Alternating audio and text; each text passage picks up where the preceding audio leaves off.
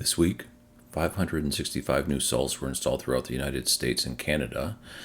Tesla wasn't in that number, and that's a pretty high number. It constitutes mostly from one CPO, which we'll get to in just a second. Total stalls is 60,988. BP Pulse added 4 stations. Mercedes-Benz Charging added 1. They actually took one away. The Wharton, Texas disappeared, but they added a new one. Pilot Flying J added 1. Electrify America added 3. ChargePoint added 36.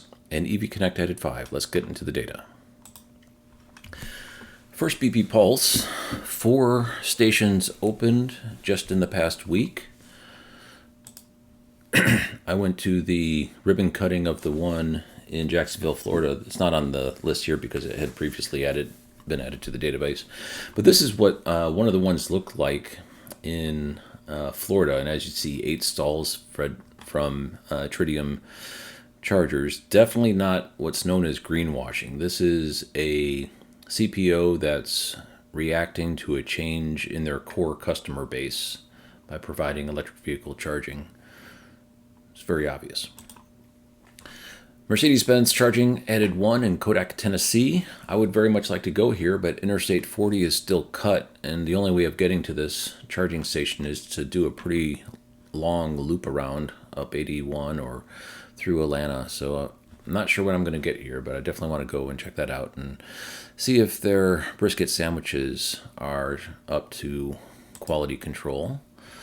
Pilot Flying J added 1 in Hubstadt, I believe is how it's pronounced, Indiana, 4 stalls. It's nice to see them back on the boards. Same thing happened last year, where in January it was very quiet. I was assuming because the Berkshire Hathaway purchase was an assessment occurring, but it turns out it seems that it's a cyclical thing every year, where they quiet down in January and then they pick back up in February, March. So I do know multiple stations are spotted under construction, so there might be an update coming out from me in the next week or so. Electrify America added 3, 2 Evolve New York, and 1 at a Simon Mall in Pittsburgh, Pennsylvania. Here's ChargePoint. A couple things to call out here.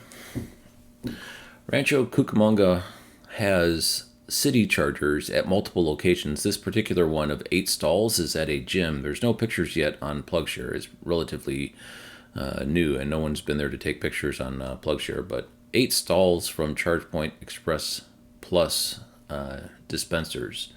That's pretty significant. And let's see, where is it? Right here. I looked this one up in Bracebridge, Ontario.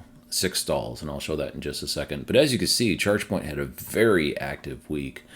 They don't really mind whether it's winter, summer, spring, or fall. They're in the process of installing chargers all over the place. This is the one in Ontario, what it looks like. As you can see, there's 3 ChargePoint Express Plus dispensers, a brand new transformer, and a couple of level 2 dispensers as well, all ChargePoint with these nice bollards. And you can see the power bricks over here, the ChargePoint Express Plus power bricks. Very nice site design. So if you think of what it took to get this station open, the Ford owner had to spend, I don't know, probably about $1 million. This looks like a new lamp. So they had to get engineering design. They had to order the power and get it delivered.